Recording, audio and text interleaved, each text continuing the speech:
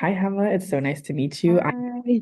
I am a operations assistant. Why don't you tell me a little about yourself? How did you find yourself at BU? My name's Gemma del Carmen. I'm currently a third year law student at BU Law. So few months left and then I graduate, which is really Okay. exciting. Yeah, I'm originally from Arlington, Texas, and I'm the daughter of Central American immigrants who Mhm. are awesome. Super proud to be their daughter. And I went to undergrad in Washington, D.C. and kind of fell in love with the East Coast from Texas. And I was like, I think I need to be in Boston. And then I started looking into law schools, and BU Law is a really diverse community, which is really first and foremost important to me. 40% POC, it's really diverse across ranges of age as well and just ranges of background. So I thought, well, that sounds nice. And it's just got like a really great and vibrant community. A lot of us are really involved. And so I saw all of that and I was like, I think BU is the place for me. I applied to a ton of law schools, but BU is my dream school and I ended up in my dream place. So That here I worked out. am. Yeah, that's nice. Yes, I love that for you. I also am about to graduate, so that's exciting.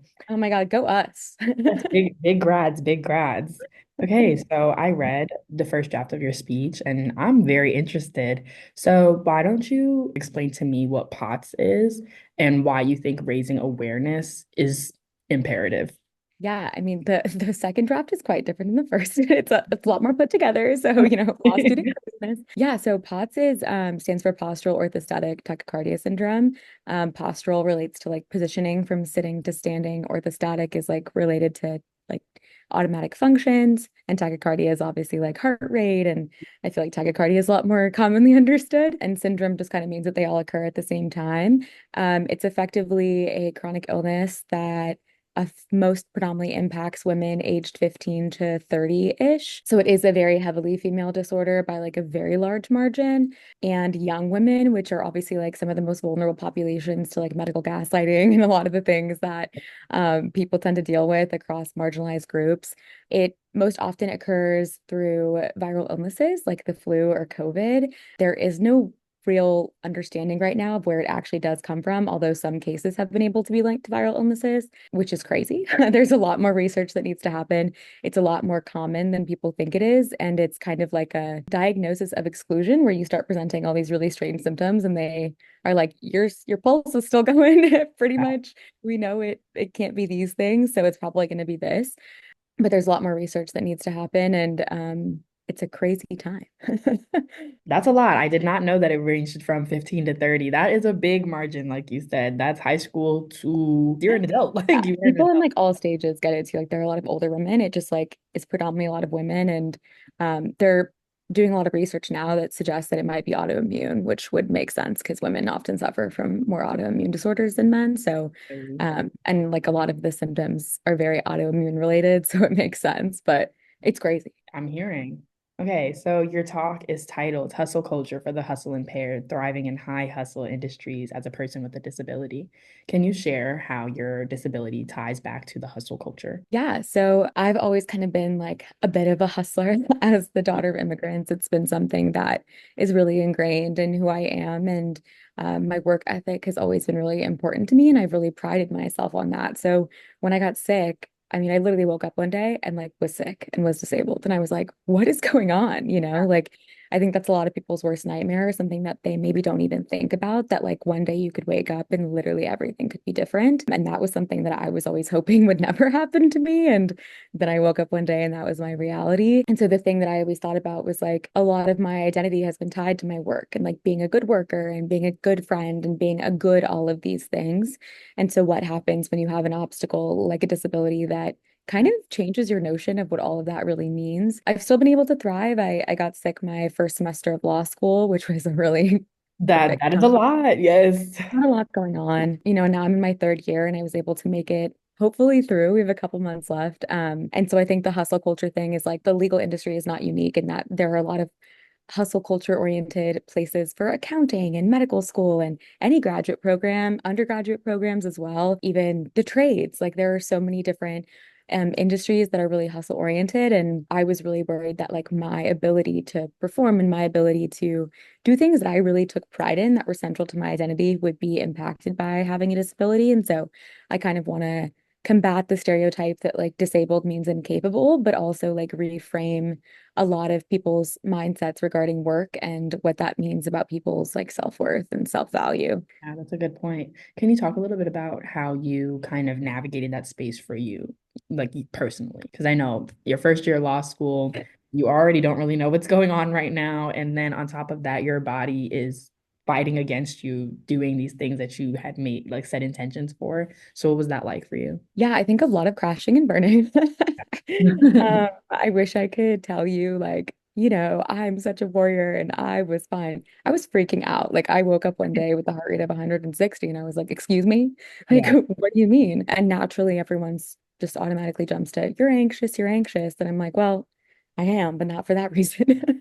I was anxious before this, excuse me. It was really difficult. And like, you're in these programs in law school where you're learning how to be an advocate for yourself. And you're also simultaneously fighting the medical system where you're trying to advocate for yourself. And I'm someone who has arguably like the most amount of access as someone who is learning to be an oral advocate, someone who's in the privileged position of law school, someone who has the privilege of health insurance. And I'm still getting told, like, you're just anxious.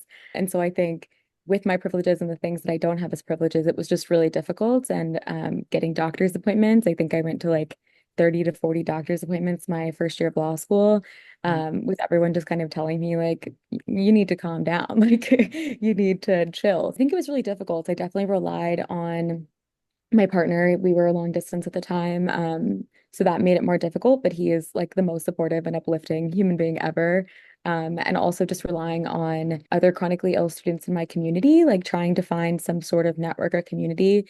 I do think it's quite uncommon to have students who talk about their disabilities during law school or their chronic illnesses openly because there is so much stigma. I know that's true for other like hustle-oriented industries. I'm trying to be a lot of the change that I wish I had had. And as a result of me being more open about these things, I've met a lot more students who are chronically ill who feel comfortable talking about their experiences. And I think that's been a positive change. But when I got sick, I think I was just like, what am I gonna do?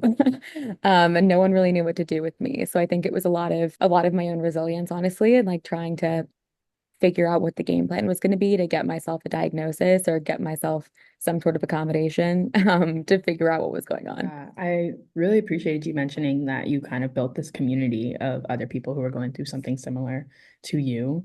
Can you talk or elaborate a little bit more on like how you guys as a community supported one another throughout this very trials and tribulations time period? Yeah, I think a lot more people now, like through my openness and like conversations with people, like I'm quite visible on campus and I'm really involved in a lot. And so I think a lot of people know me as someone who like is working really hard and is doing things for the community. And then we'll have private conversations and I'll be like, oh yeah, by the way, like I'm incredibly chronically ill. Like when I was up there like giving this speech, I thought I was gonna pass out the whole time or like whatever it might be. And I think that brings a lot of visibility in and of itself. But then sometimes you have those conversations with students who will share like, oh yeah, like I've been going through this crazy medical thing, or oh, I've been experiencing these symptoms lately and I know about POTS because of you. Like I think I might have POTS. And like even people having the same chronic illness as me or like finding out their own chronic illness struggles or reaching out to me being like, hey, do you know a good ex doctor in the area?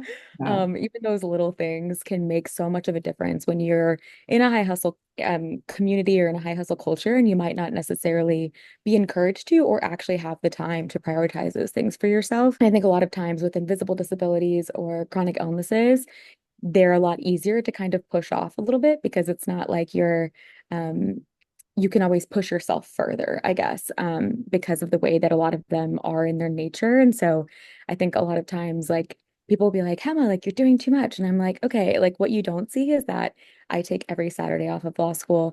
I belong to my local pottery studio on Fridays. Yes. Um, and Fridays are also my day off. So, like, I think being open about those things as well in hustle communities where, like, it's not necessarily encouraged to talk about How you're taking time taking care of off yourself. Yeah. and like just relaxing, I think has really helped build a community. And then everybody knows anytime anyone has surgery or any sort of health issue, like I drive around campus because I walking is a POTS person's worst nightmare.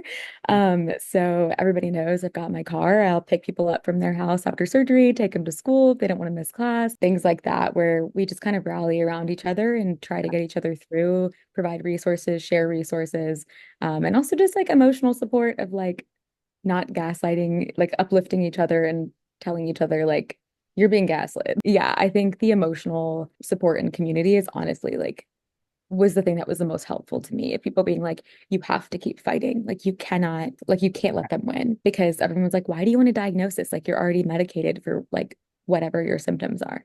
And I'm like, well, first of all, law students, like liability, like you want to be protected in case anyone tries to, I don't know, like do something because you're disabled. But also, secondly, like the validation that that gives you of like, yeah, this is what I have and it is documented and my Mhm. insurance will cover me for X, Y, and Z. Thank you. Exactly. Yes. Yes. Following up on that, first of all, community is very important. I'm glad we all are noticing that, and I really, really enjoy hearing about how your community and your cohort, whoever, was able to pull you through, and you are also returning the favor, kind of lifting as you climb.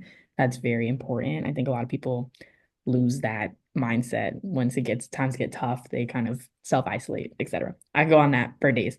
But let's talk about how everyone that comes to listen to your talk, how they can also help break the stigma of disabled people not being able to thrive in hustle industries, environments, culture, etc. Yeah, I think I have so many thoughts on this. I also want to say, like, I know there's so many different spectrums of disability as well, and like chronic illnesses to like so many different types of things that people deal with on the day to day. So I also don't want to speak for like the entire community.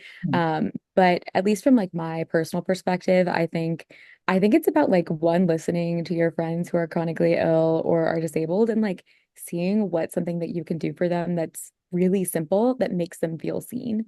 I think for me personally, like it's the sweetest thing ever when my friends at law school are like, yesterday, for example, I was speaking on a panel with one of my friends, and she asked me to come speak to a bunch of BU undergrads about law school. And so we went to Questrom and went to talk about law school. And she's one of my closest friends. In law school and she was like, "Oh, like let me grab you a chair." Because standing for long periods of time with POTS is not something that you can do. And so she's always looking out for me, being like, "Can I get you a chair? Do you need water?"